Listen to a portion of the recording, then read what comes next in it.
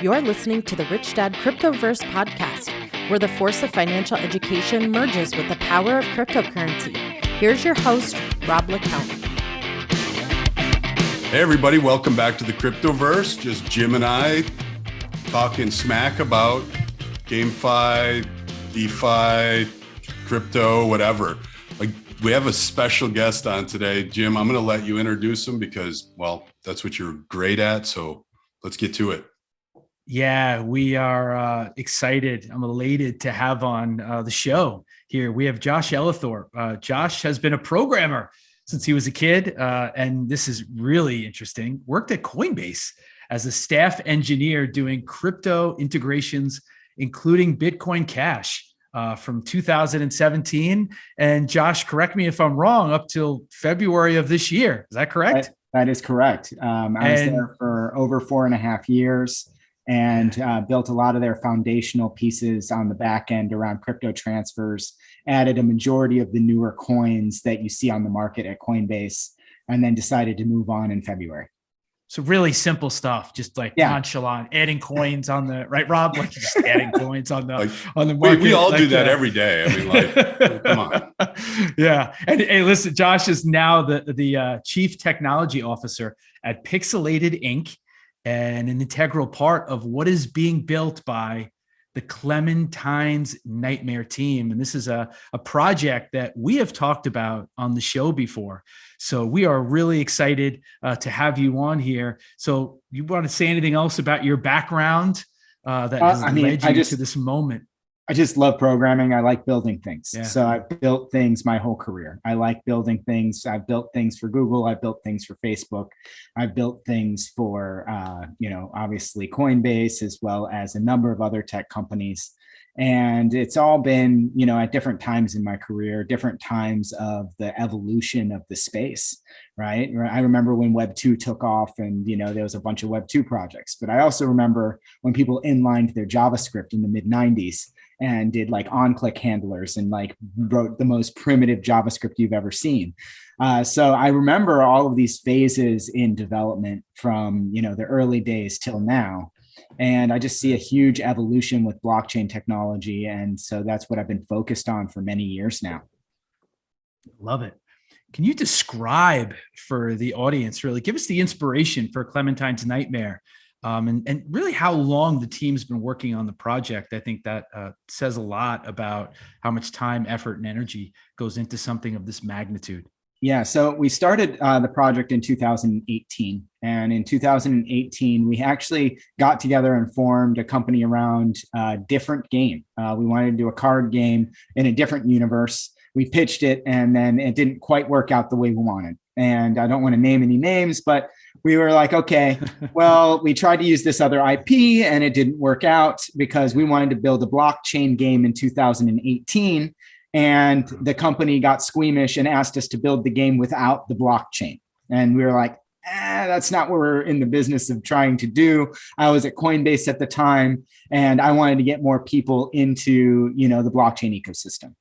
And so I decided to not work on that endeavor. And we went back to the drawing board, and we were like, we have all these great game ideas, but we don't have a universe. We don't have characters, and we can get them from someone else. We could try to find another IP, like a Marvel or a Star Wars, but then you give them 90% of your project because that's the value. The value is their brand, not your brand.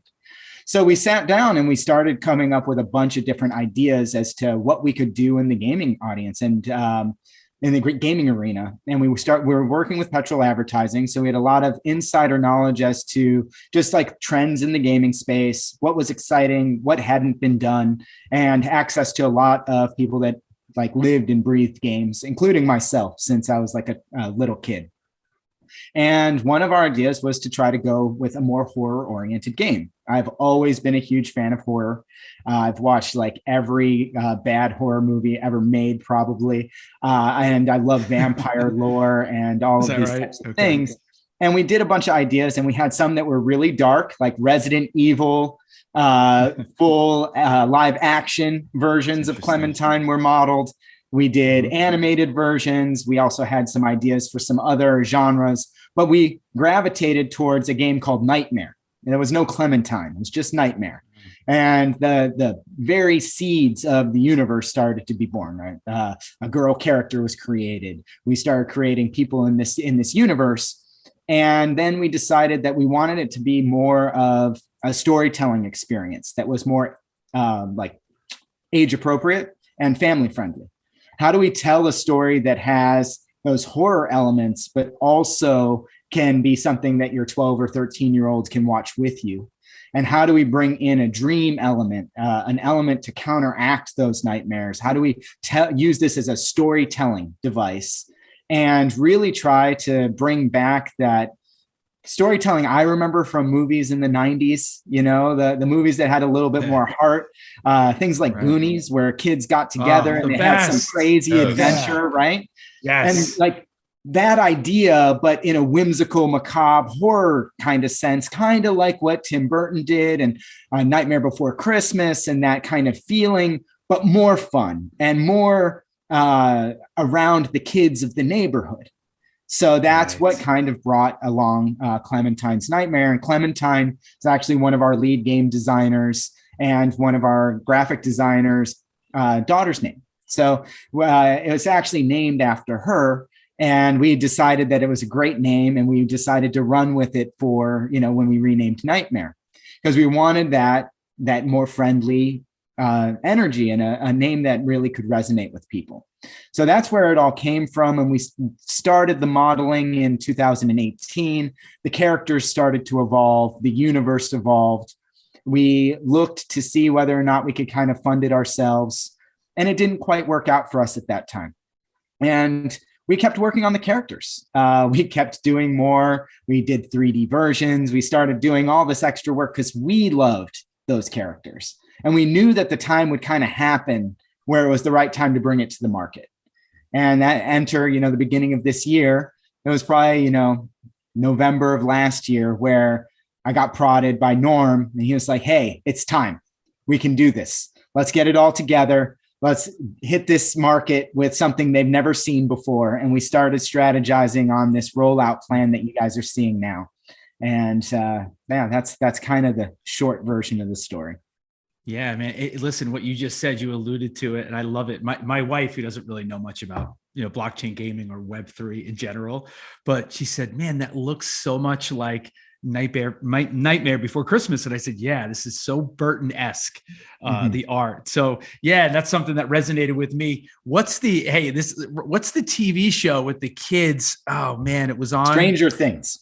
Stranger Things. So that when I see Clementine on the bicycle there, and even though her friends aren't there, I immediately go to like that show. And you said Goonies, so it brought me back to Stranger Things, and that resonated with me, right? And obviously that's something that's there, that kind of story.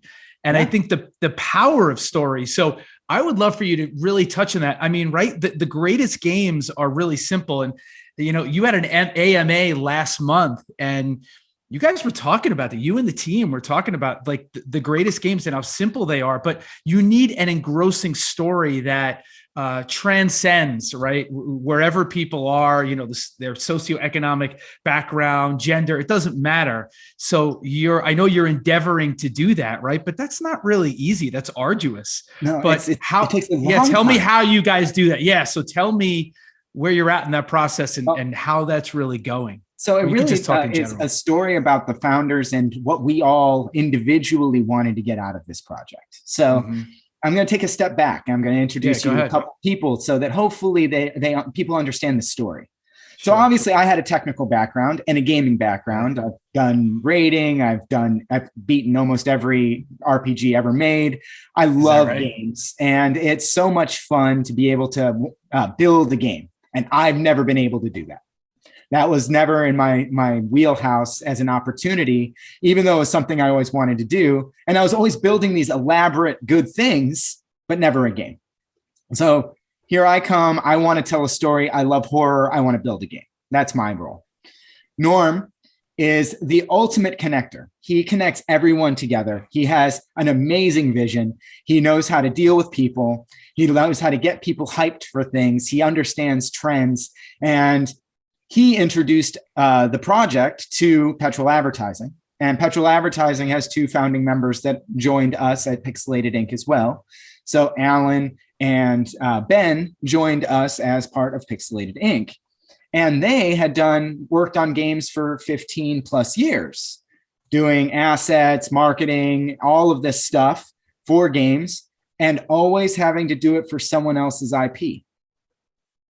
Right? So yeah, they got to work on Call of Duty, and they got to work on Justice League, and they got to work on Dark Souls. They got to work on all this killer stuff, right? I went to their offices blown away, right? Sure. But they had never been able to create a universe of their own. So that's their motivation. They took on a project to do their first big IP play and try to get a universe that they could call theirs. And that includes over 30 artists that worked on the original collection. That includes multiple 3D teams and the vision of Alan and Ben, who have been integral to the project. And they want to do something that is their legacy in the space. And so we all had different motivations, but the right skills to come together and make this happen.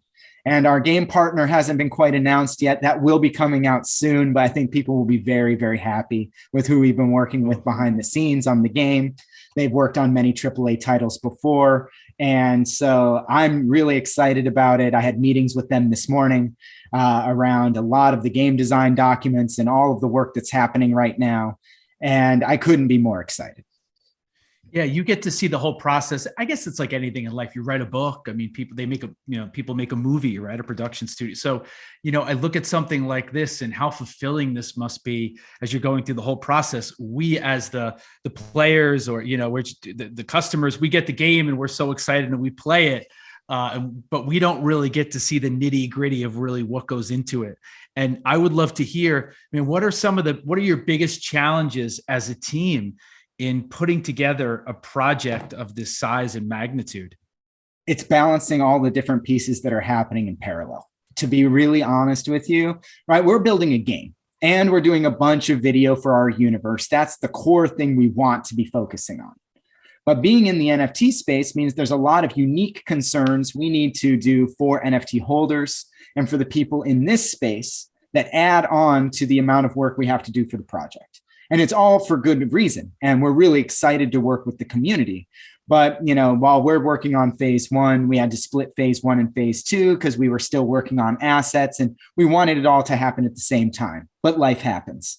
So we have to split it up into multiple things. And then people are always trying to find out ahead of time what all their benefits are going to be. Write down everything. Please tell me everything.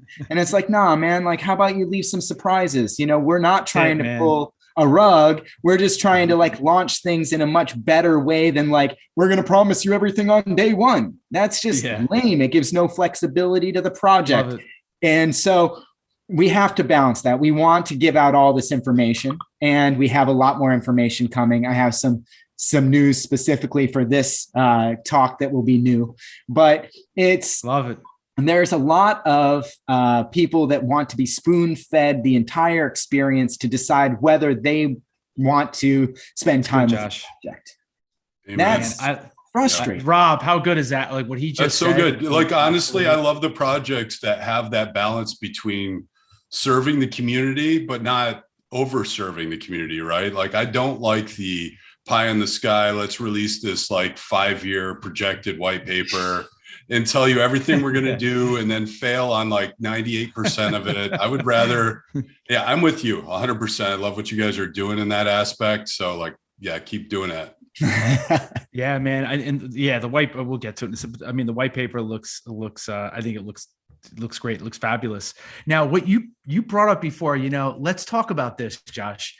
I see a lot of projects will say an NFT project launches, and then I hear 2 months down the road that they're creating a game or a metaverse, and that just that word alone, it gets slapped on everything. Everybody uses it, right? Yep. It's become it's part of our vernacular. People that aren't even into blockchain, oh, I know the metaverse. It's a buzzword. Nobody even really knows. It's a buzzword. Yeah, absolutely. So it looks like, and correct me if I'm wrong, but you guys have created a game first and the NFTs are part of that, part of the whole ecosystem. And I feel like I've seen too many projects where it's antithetical to that, right? Where they're starting with the NFTs and then they want to incorporate a game. And it's kind of like you're talking about a game that's taken years to shape and to form. Yeah, Jim, if I can add to that. Yeah, go ahead. I just want to add, because like I'm not a NFT like that's why Jim and I are friends, right? I love DeFi.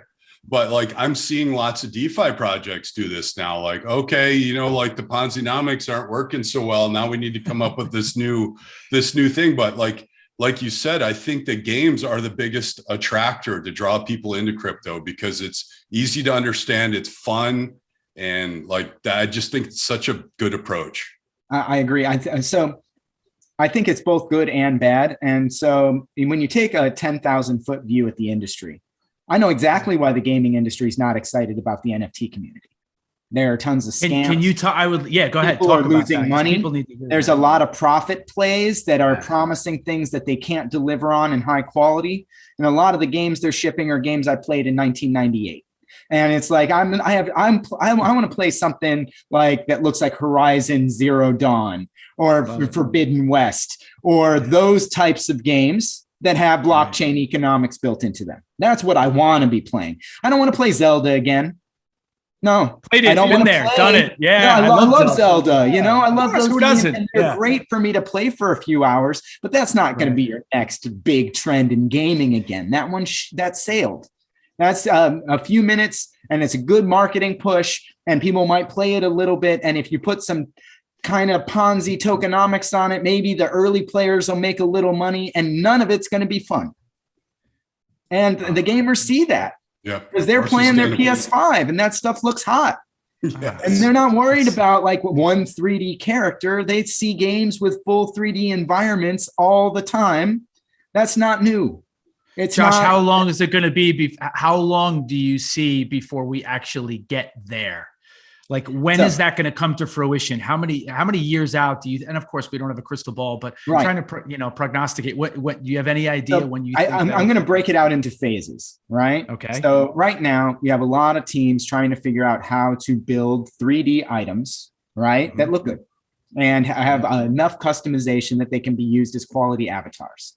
That's today. Honestly, that's all that really exists unless you're working directly with someone that's really talented to put yourself in their metaverse, which would be the equivalent of like you just showed up on somebody's website 10 years ago.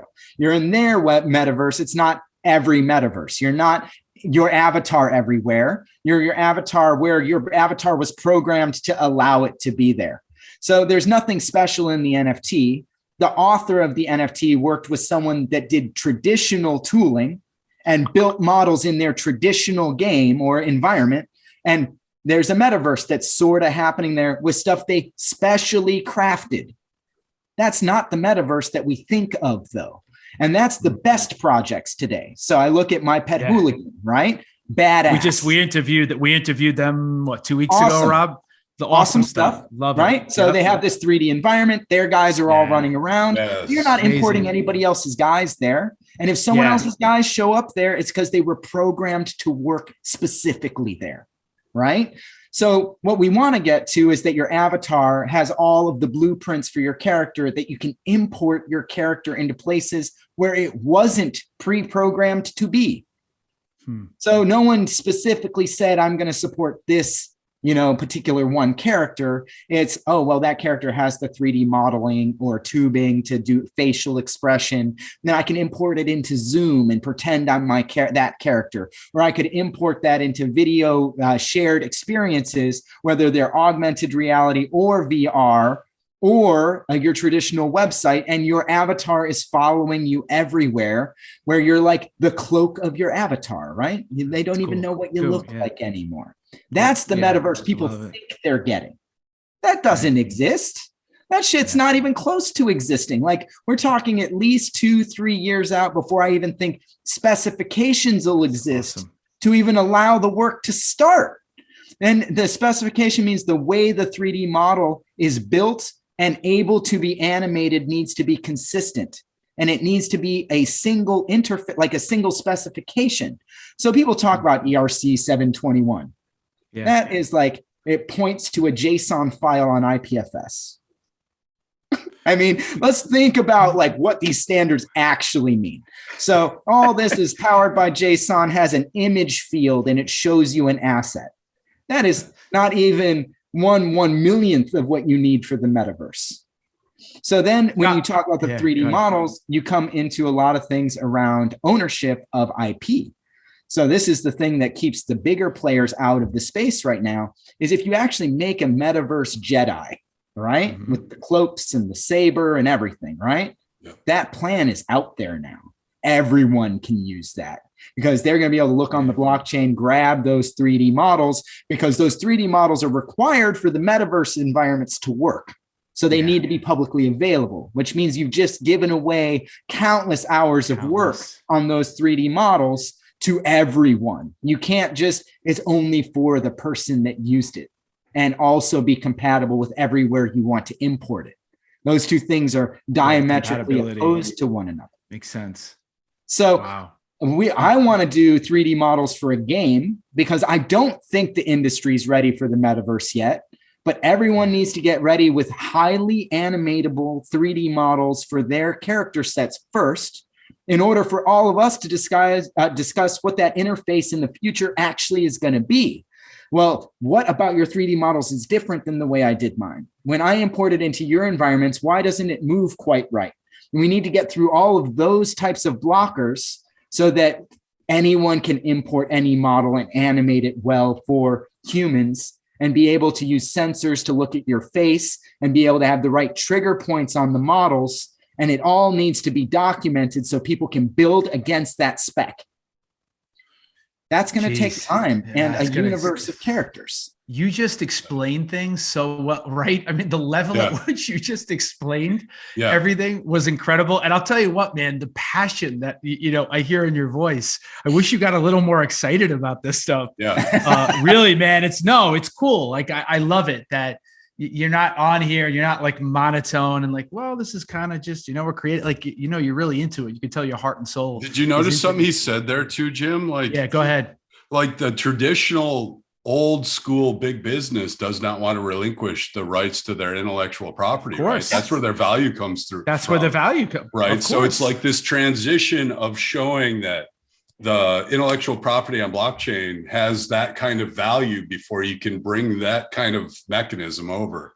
Absolutely. Man, that is monumentous, to say the least. It's the whole centralization and decentralization, right? It's scary, but at the same time exciting, right? Yeah. That's what I love about it. Anytime there's a movement, right? Anytime there's a shift. People hate change, dude. Yeah, of course. So it's going to take time, and it's not going to be easy. And obviously, Josh talking about it at a high level. Josh, you're creating with Clementine's Nightmare a free play to earn, right, mobile game. Yep. And do people, like, just so they know they're listening to our conversation, do people need an NFT to actually Clementine NFT to play the game? Not at all. And any game, they don't, which is great. I'm going to call it right now. Any game that requires an NFT to play is going to have less than 100,000 users globally ever. And I'd agree with you. Yeah. So I think that's smart. Yep. You're right. 100%. So I look at it as you've literally destroyed your project if you have to have an NFT to play. Love it. And you know what? If you don't mind, get into the game itself. So people that are playing the game, could you briefly explain like a little bit about the in-game economy and maybe the ways that people can earn? They're going, and we hear that a lot, right? Oh, this is another play to earn game. So just tell us. First off, go ahead. We don't use play to earn. I think that has a really bad connotation. It does have a bad connotation. And the reason for that is because it basically says we're going to reward you with grinding and give you money to grind. And we don't care if the game is fun. You're going to gear your entire strategy on how to grind extra 10 cents an hour. And you're going to go and try to flip that and make it a job in some area. That's part of the criticism, right? People do. From traditional game. Isn't that part of the criticism? It's true. Is levied against it? It's true. Aren't fun. I'm sorry. They're not. Yeah, now it's fun to get a paycheck for some of those people. And that's the fun for them. That's not the game I want to make. So when we say play and earn, what I mean is everybody can play. And it's not about earning. It's not about making money. Everyone can play. You download the game on your phone or on your PC. When we're done, you can play matches. You'll get starting environments, a PvE environment that introduces you to the game, the universe, the characters. You're going to be able to play, enjoy, and get 90% of the value of the game without having to worry about it. Now, so where's that other 10%, right? And for some people, it's a larger than 10%, but I'm talking about your casual gamer, right? Casual gamers should be able to just play, and they're probably never going to touch an economy. They might play a few hours, put it down, play a few more hours. It's fine. It's a very small percentage of the user base of a big game that actually does most of the economics in the game and does the most, buys the most packs or tries to raise the leaderboards and stuff. Sure. We try to design things that you can't pay to win. So for me, pay to win is no fun. I played a lot of these games. I play like 20 hours on mobile, and then all of a sudden there's gates everywhere. And it's like, give me money to get more star whatevers. And you can't even play anymore unless you either buy stuff or wait. Yeah, they want to charge you for time. Absolutely. Really. Yes. It's awful. Yeah. Terrible trend in gaming, in my opinion. Mine too. How do you have money without having that experience? Right. Well, Fortnite did it really well. And the answer is cosmetics. Cosmetics are critically important to the gameplay experience. So nice things about cosmetics. Cosmetics don't change the scale of the game. It makes you look cool, but it doesn't change the fighting stats. It doesn't change the mechanisms that you can balance to make the game actual fun and competitive to play. Yes. Now, you do that with the other occasional rewards that are, new abilities.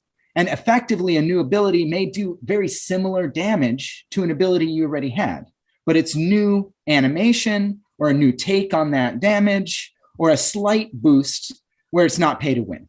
Right. And it's like, okay, yep, I'm going to pick, I got this new ability. I've been playing for months. I got something really cool. And it is really cool. It's a lot of fun to play.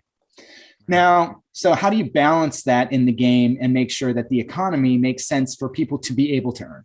That was my next question. Go ahead. You earn in game. You earn your ink in game, and there's a certain amount that we allocate that if someone's playing, they should earn about this much ink from playing. Can you just tell people what that is? If somebody's listening and they're going, what the heck is ink? Maybe somebody's new. So ink is an in-game currency. So that could be diamonds or hearts or whatever it is, or your dinero or whatever in game. But so you have a certain amount that you gauge that a user gets per hour for being a good gamer, right? They're playing matches. They logged in every day. They played with their friends for some bonuses. We've seen all these tricks for the mobile games, and all of those should stay because those are encouraging activity in the game and help build the community of the game without really hurting things. Now, those players that get ink, they can buy in-game packs with their ink, or they can pay for those in-game packs with regular dollars. Because unlike a lot of blockchain people, I'm not anti-money. I'm fine with whatever money someone wants to give for the game because that's what they have. You got to meet the gamer where they are. So a lot of gamers don't have ETH, but they do have Google Pay and they have Apple Store credits or whatever it is that they want to use. So let them use them and buy items in the game. And so those are random rolls, just like any other pack. You might get a card. You might get a new character if you're really lucky. You might get, new ability if you're lucky, bunch of cosmetics and awards and, those types of items would be in the packs and they would have your traditional roll rates just like everything else. So if you're starting fresh in the game, you're not going to have a lot of ink. You're not going to be able to buy a lot of packs unless you spend dollars. And those packs aren't necessarily going to win you matches. They're going to get you things that are unique and have value, but not statistically benefit you against other gamers, right? Yeah. So this is really important for balance. And then this is where the blockchain piece comes in. And that's how I can explain the incentive model is the blockchain piece comes in for only exceptional items and characters. And what I mean by that is your common shoes, quick shoes of lightning or whatever, those aren't going to the blockchain. No, your common thing that someone can get most likely if they play 20 hours of the game, it's not going to be on the marketplace. It's not even going to be able to be crafted into an NFT. They're going to be earned in game because they're easy to earn in game. So by restricting the level of an item that can go out, and not item level, but quality level of the item that can be exported, you create a luxury market, not a standard market. So all of a sudden you go to Ethereum and you're looking at the different Clementines that are available, right? And every single one looks different. Yeah. And everyone was played. They didn't just win one and then export it. It was played. It has a history. It has unique cosmetics. It has unique abilities that were with that character and is a gold mine of things you want. So that cosmetic where she's wearing the coolest outfit, yeah, only one person rolled that in the last month. That's on the auction house. And no one else has seen that in the game. So you go to the auction house and everything there looks like something you want, not just something to monetize the game. So by keeping that marketplace really luxury market, this is where our incentive system comes in. So right now you buy a Genesis NFT. Right. That Genesis NFT, you hold it, and depending on how long you hold it is how many ink bonuses on top of the reward package you get for the NFT. So I'll throw out some fake numbers because we don't have the exact numbers right now. Sure. But say that the base NFT saves you 250 game hours, right? You're going to get that much in ink before anyone's even earned a single ink, right? So think about the ramifications for the market. The ramifications for the market is they rolled all the cool shit first. Yeah. The entire initial market is powered by the players, not by Pixelated Ink. So Pixelated Ink, instead of us crafting 4 million types of shoes and begging people to buy the shoes so that we make money, no, you earn cool shoes in the game.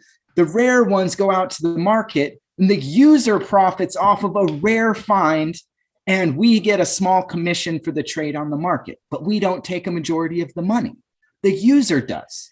So everyone that's getting in early with these master keys has the potential to make a lot of money by being the initial seeders of the entire commerce system for the game, which has never been done.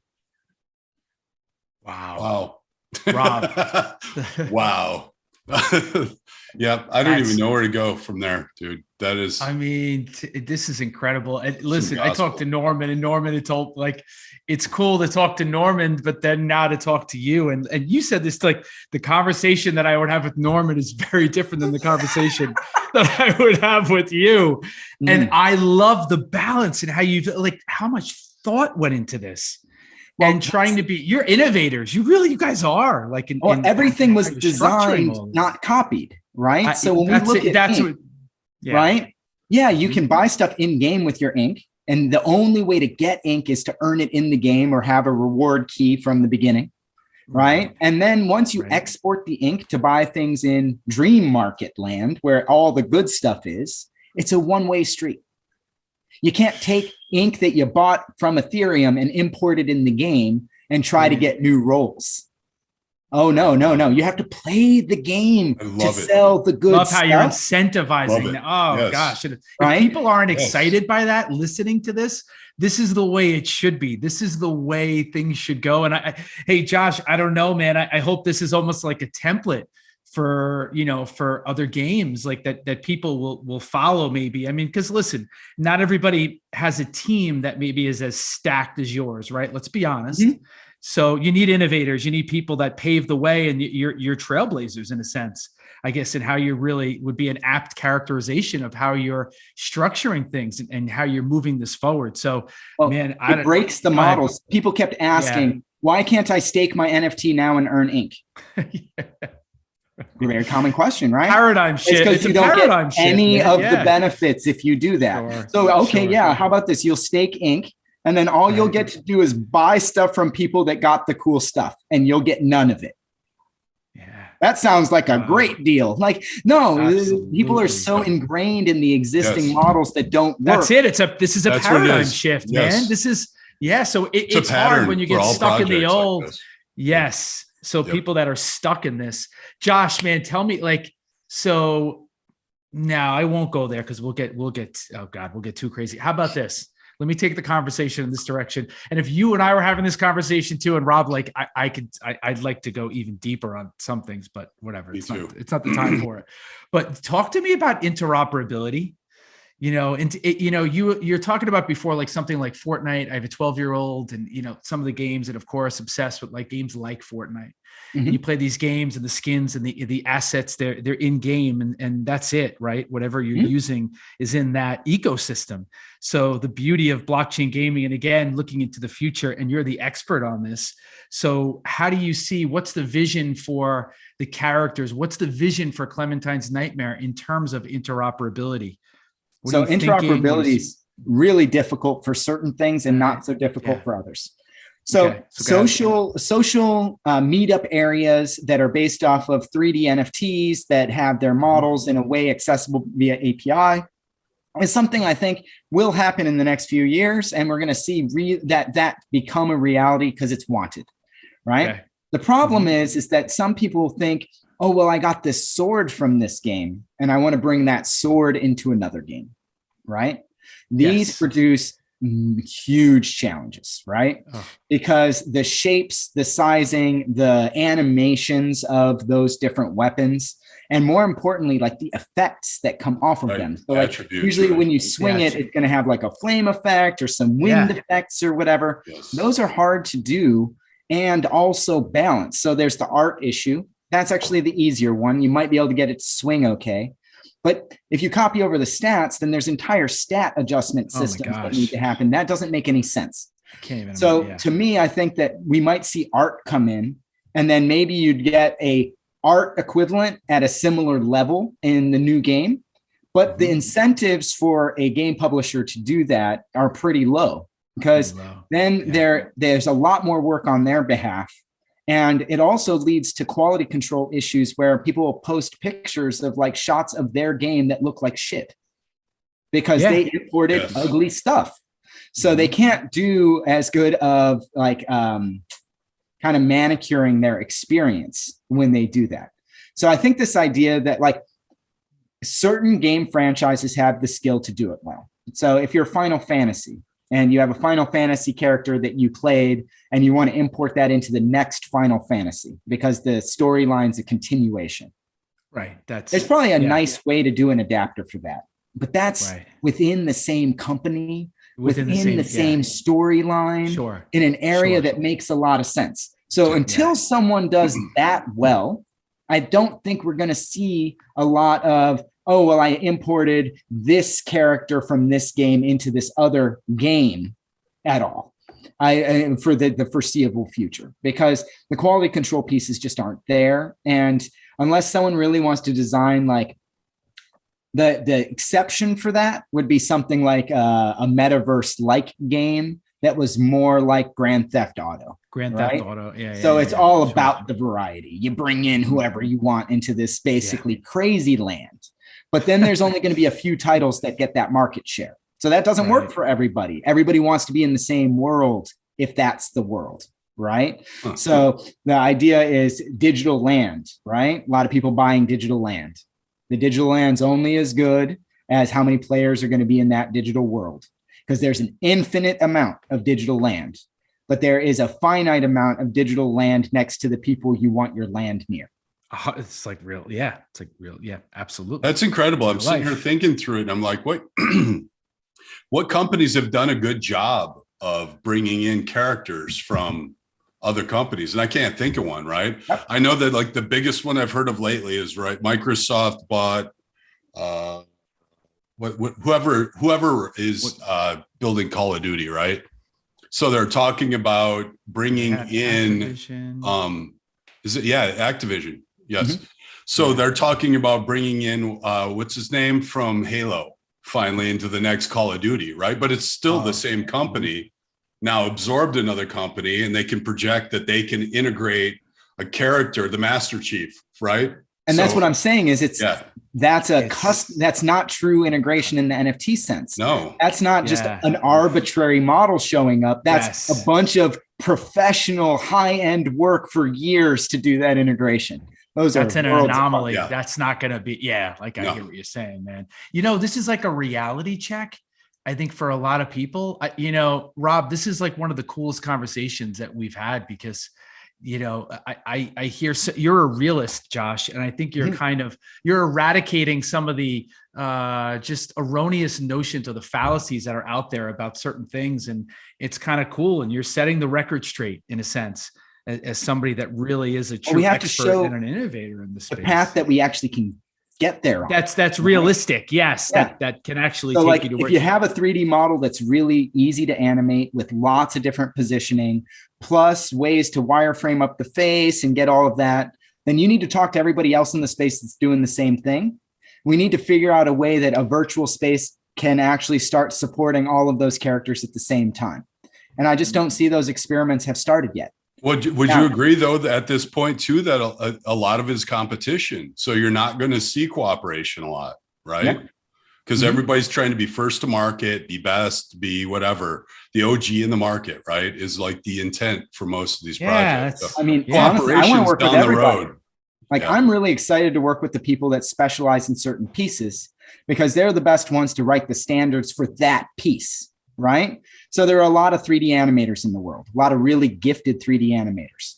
Well, so what is the checklist on the models that needs to happen to know that that can be easily imported somewhere else? What are the file types that we want to start supporting? How do we start encoding those in smart contracts? How do we potentially just have a different endpoint that's API driven, where those models maybe are only accessible to the back end of certain metaverses to kind of keep the IP issues in check? There's a lot of stuff to think about when you're sharing this data. Whoever's doing the facial animations, right? Well, how are you doing it? And can you help us do that so that we can get to the point where we're doing it in a consistent way? Because that's the only way we can even get to the spec. And we're doing a lot of that work now in a vacuum. The people that are doing it in a vacuum need to kind of work together to show what's happening there. Yeah, the cooperation needs to happen. You don't see much of that. Yeah, Rob, right? Like, is that something that, on what level are you actually seeing that happen? It's not, right? It's like, I'm personally seeing it more and more with projects. I think so, a little bit more now. Yeah, but like, the collaborations, like you brought up My Pet Hooligan before.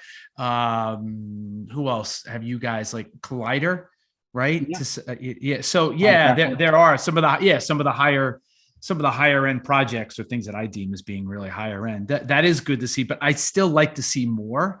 Well, it's all about tooling.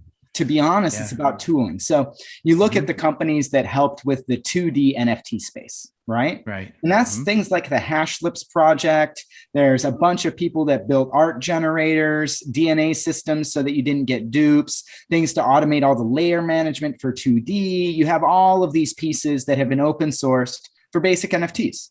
And you see them being used all the time, right? You see that same minting website 1,000 times, right? Like these templates exist, and it's provided a huge amount of value for artists all over the world, right? Even with the templated stuff. So how do we do that for 3D?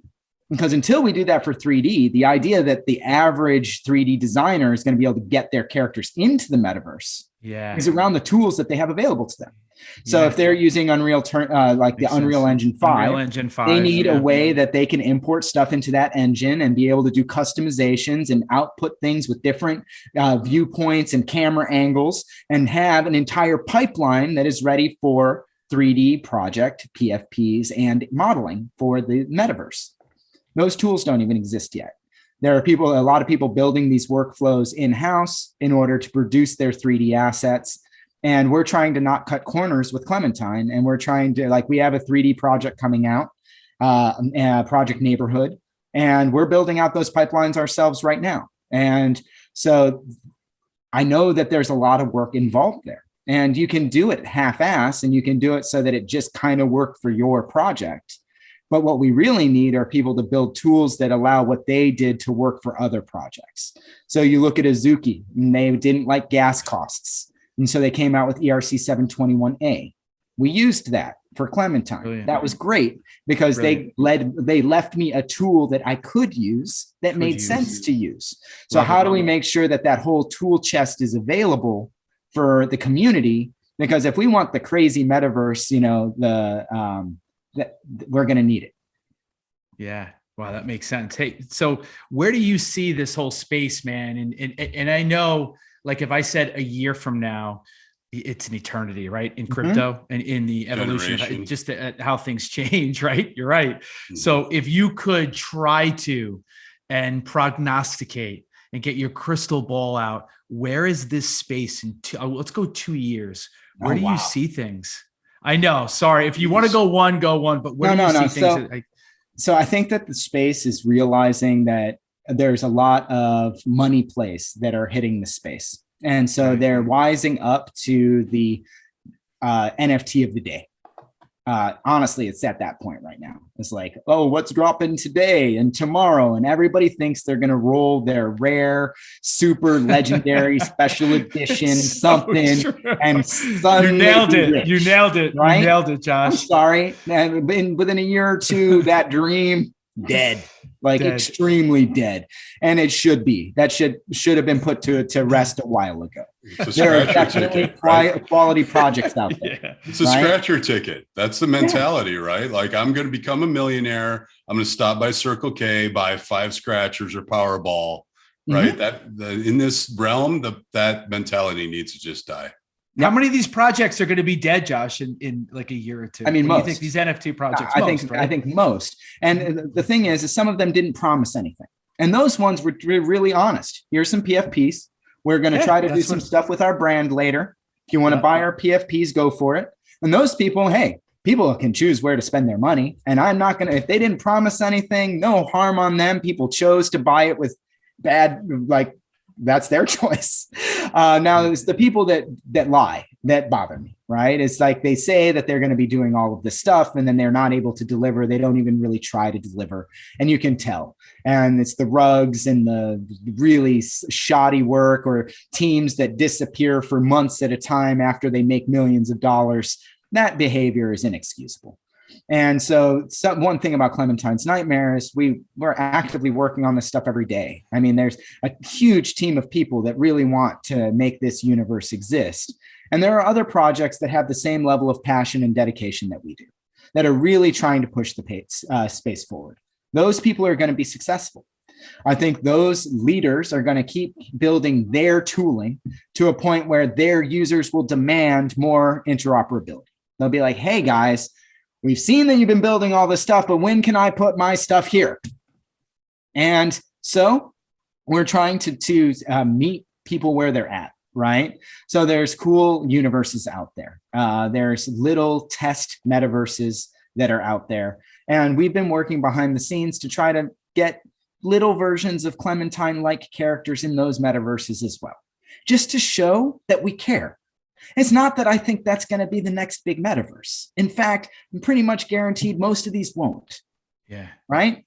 A lot of them are more the toy verses that will eventually maybe gravitate. It's a great term. I love that. That's a really good. And you mind if I steal that? You can steal that. All right, cool. So those are the experiments. And we want to put our stuff in these experiments more often. Now, the game forces us to do high-end 3D models that have huge animation quality, that have all of the tweaks and stuff fixed because we have a very intense vision as to what we want to provide.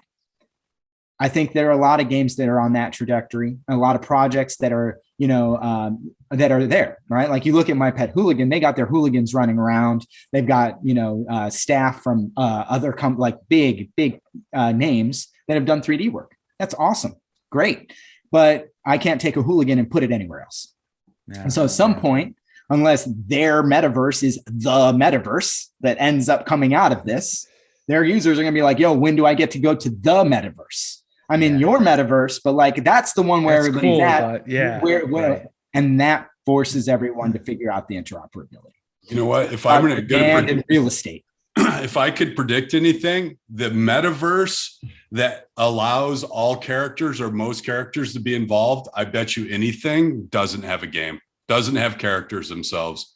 It'll be a metaverse just intently designed to allow this to happen.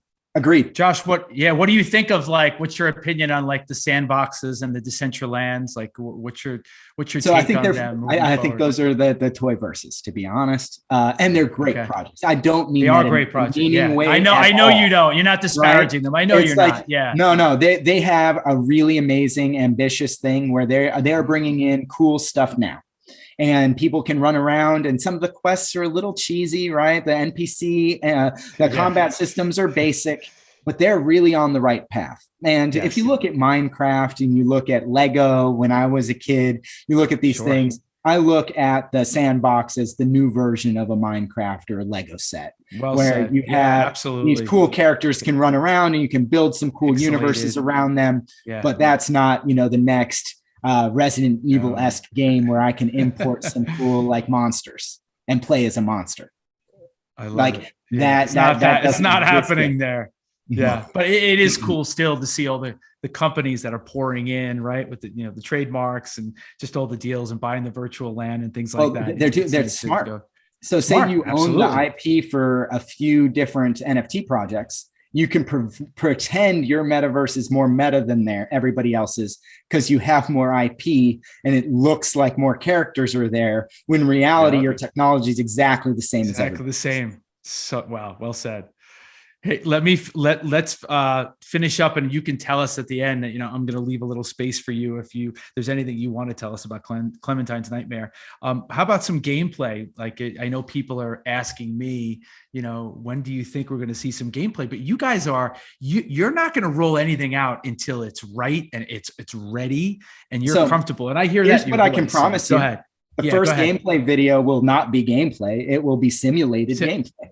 Because that's how gameplay videos get done. Absolutely. Right. Mm-hmm. So if you see a video from a game and it hasn't launched yet and it's new, that's just a 3D render of what they hope their game is going to be. And it never is, by the way. It never is. Yeah. It's like concept cars, right? How many concept cars have you seen on Google? Yeah. And then they come out and you're like, what the hell is that thing? Exactly. Yes. So we have the game is all designed. We are working with the game designer right now, and we're allocating resources on getting things started to be created. It's been a long journey, and we had to allocate time with our game developer a long time ago just to get this window to be able to produce our game, because they are backlogged a long period of time. So that's another thing that's a red flag, is that it takes time to book a real game company. You can't just say, oh, I have this game idea and I have money and I'm going to go to this company and they're going to start on it tomorrow. That doesn't exist. It doesn't happen. They have their choice of but to the average person, how would they know that, right? Like, so somebody that just plays game, you wouldn't know that. So, but it's cool that you're letting people know, like you're giving people a backstage view of what really. We told them this was coming, and then we've been working with them on getting everything built. And that's why we're taking our time to show gameplay footage. Instead, we're going to be showing a lot of assets, right? Project Neighborhood is being announced. And Project Neighborhood are the characters from the neighborhood. Yeah. Those are the characters. So you don't need a character to play.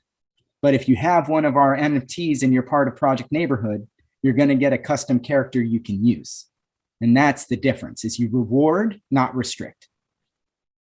Do you hear that, Rob? You reward, not restrict. Yeah, I love that. No, this guy's pretty smart. That, you know what it is? What I'm hearing is like a true-hearted gamer that gets the opportunity to actually develop games in a way that you wish you would have always had them. And I applaud you for that. And that's why it's hard not to be so excited about this coming out, because we hear that you're conveying that and you're articulating that, and that's what's going to resonate with people. And I think that's why this is, I'll be hard pressed not to be really successful.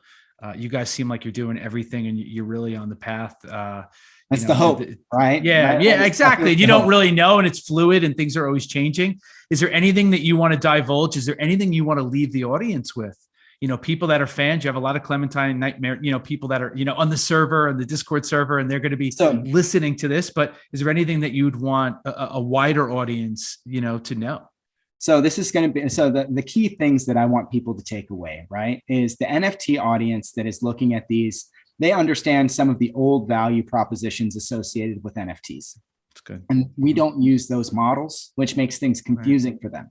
They have a hard time figuring out, well, what's the value of this thing? How much potential, benefit do I get from this? Oh, do I only benefit if I'm going to play the game?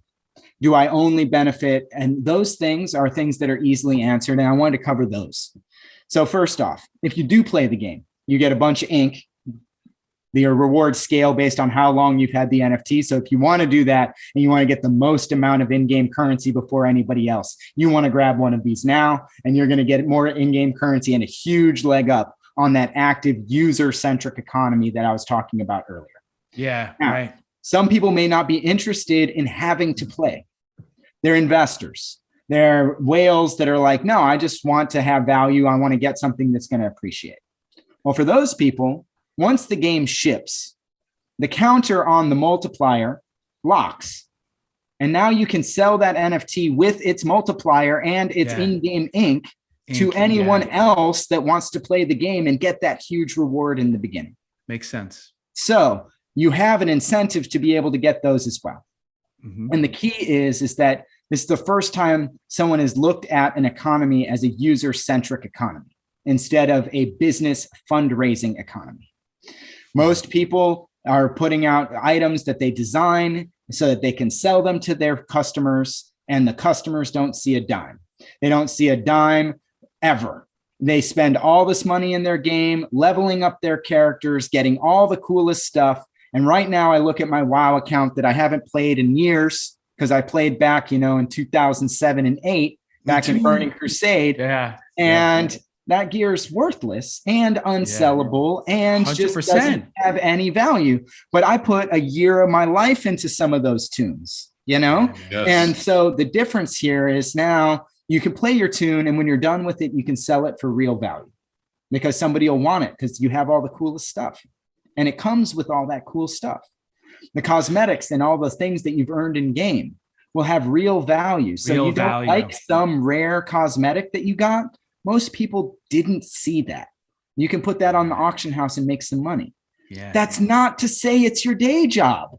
That's not to say you're going to grind the game, but you really have revenue opportunities through the natural life cycle of playing the game rather than being forced into this like grind mentality where you think you're going to monetize every 3 minutes. And so for us, we want to appeal to those larger gamers, those gamers that love playing auction houses and like trading their items. I love doing that, right? Me too. And so to me, that's a sub game in every game. Absolutely. If I could be completely honest, and my wife will probably hear this, I got her into playing World of Warcraft with me through the auction house. Like everything I built through blacksmithing or enchanted or found on Quest or won through raids, I would just send it to her account and she would sell it for me. It was like eBay for like gamers. She absolutely loved it, dude. Next thing I know, she's going on raids. My wife would never do that. So it's that's cool, man. Yes. That's really cool. I love that. Well, so you want people to be able to get in with no friction. You want them to be able to get rewarded with real payouts for the time and energy they spent in a way that makes sense, where everybody's happy with what's happening. Oh, I'm selling this item and I'm happy to pay for that cloak because that's the coolest cloak I've ever seen in the game. Not just like, oh, I want to get a couple extra hit points because I need this extra stat boost or this. It's more than that. And that's the expectation for the play and earn rather play and earn. Right. Yeah. That's good that you differentiated between the two for the audience. Yeah. Now, play to earn does sound like a grind. It's quest grinding, right?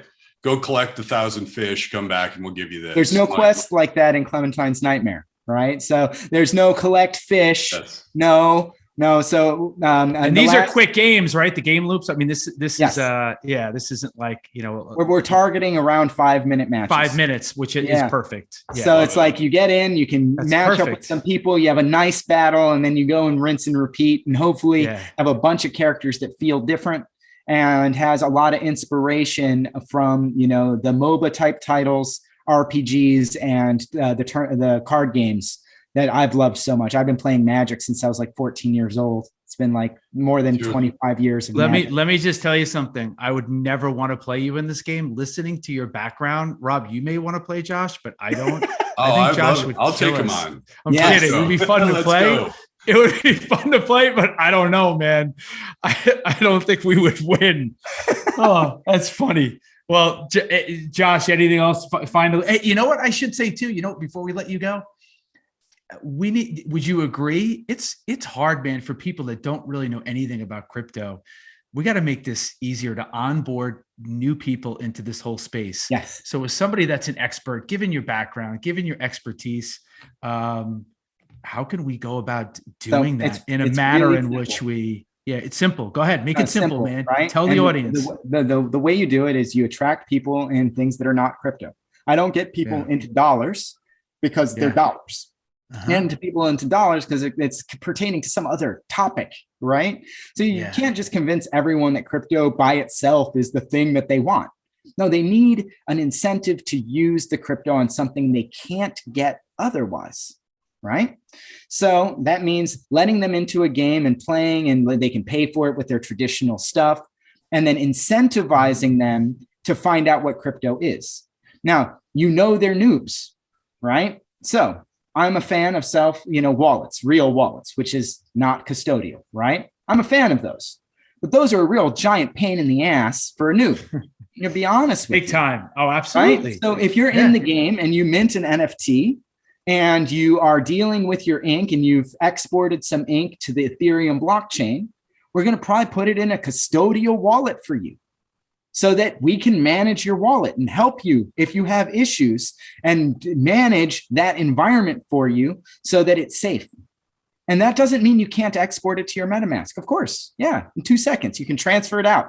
You can transfer it to whatever wallet you want. We don't want it to be a closed garden.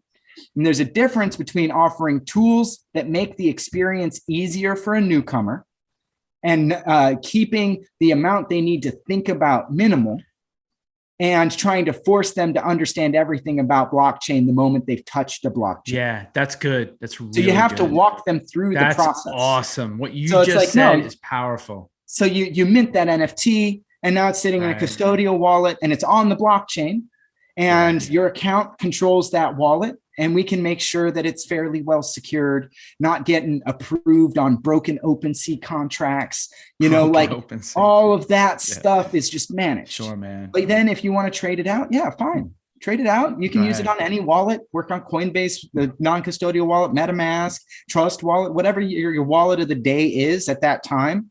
And I think that the wallets are going to be a little bit different by the time our game ships, right? Yeah. So we're going to be shipping in Q1 of next year, hopefully our alpha. And that's our goal. That's where we want it. Yeah. But by then, I think that Web3 wallets are going to be pretty much pervasive, right? All the wallets that we use today will be Web3 enabled in some sense. I think that most likely Chrome and Firefox in your normal browser is going to have a better integration story than exists today for Web3 websites and other assets. The tooling ecosystem when it comes to your phone and your desktop is going to be better. So we want to be able to leverage any Web3 based blockchain. And that means, yes, we're not just supporting Ethereum. Yes, we're not just supporting a single blockchain, because we want the users to have choice. Because with Ethereum, even if it's just Ethereum, they need to choose between Ethereum and Polygon and other layer 2 solutions to keep fees lower. And so either way, you're going to introduce to them the idea of complexity when it comes to multiple networks. And different networks are going to be different popularity. The thing that's going to stay is the Web3 API itself, the way that it interacts with your wallet, whether that is Avalanche or Ethereum or Polygon or Smart BCH or whatever it is, the common thread on all of those will be Web3.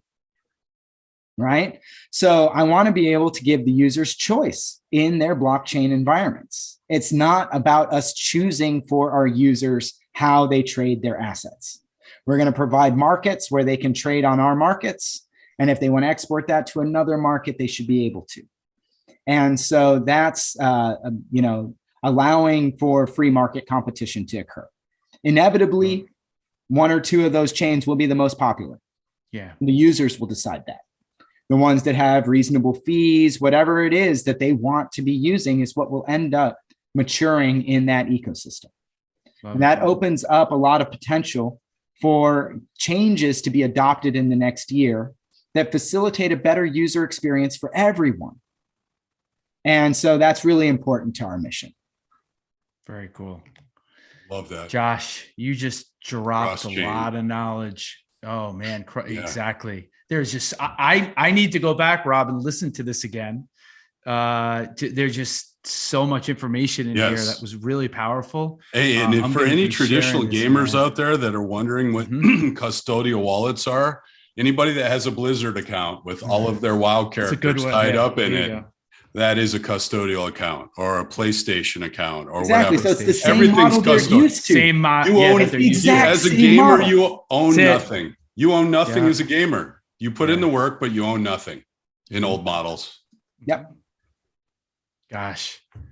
Well, Josh, this was an amazing conversation. Yeah. I'm so glad that we were able to sync our calendars and make this happen. I really think people are going to enjoy this. I think anybody that's like a crypto enthusiast, anybody that's into, Web3, blockchain gaming, but even if people aren't, I think they'd get so much out of this. So we can't thank you enough. No, man, we love this. And, I want to stay connected with you even, when this call ends, because you have a lot, I think, to give this space. No, you really are. It's your whole team. You guys really are innovators. That sucks. I was trying to show off my aerosol. Nice. You just got decapitated a little. Yeah, they scaled it wrong, dude. I'm sorry. That's all good. I'm going to have the editors throw that in there. Yeah, you have to. Yeah. Hey, man, we wish you well in the project, and we hope down the road maybe we could have another conversation. I'm sure that can be possible. We as you get closer, it'd be great to get some more time with you. Love that. Yeah, that sounds good, man. Dude, you're an amazing guy. Love talking to you. Really, really enjoyed it, and I love your vision on this, or your team's vision. Yeah. Well, hopefully we can execute and get it all done. I'm very confident we can, but it's a journey, right? And we're hoping to take the whole community with us. Yep. Yeah. And that's a great thing about crypto. Everything in crypto is a journey. Some of it's very short-lived, but like if you're not in for the long haul, maybe you should stick to traditional fiat. Absolutely. Yeah. All right. Thank you so much. All right. We'll be in touch, Josh. You have a good one. Awesome. All right. You as well, my friend. Thank you. Bye-bye.